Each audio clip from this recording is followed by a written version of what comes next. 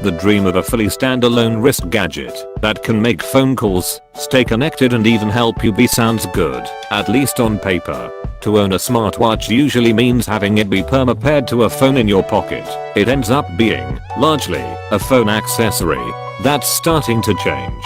A few bold watches are trying to break away and be their own devices, with their own phone service to boot. The Samsung Gear S is one of those.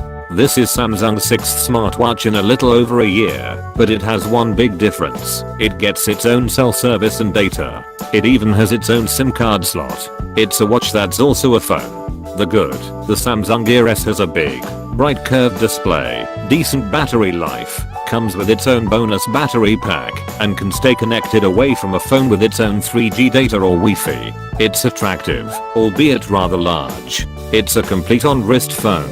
The bad, it still requires a recent Samsung phone to pair with and install apps, and its standalone features don't work with all apps and notifications. The Gear app library is still weak compared with Android Wear. The bottom line, the wildly ambitious Samsung Gear S smartwatch doubles as a full standalone smartphone, but the software and apps available don't let it do as much as you'd expect.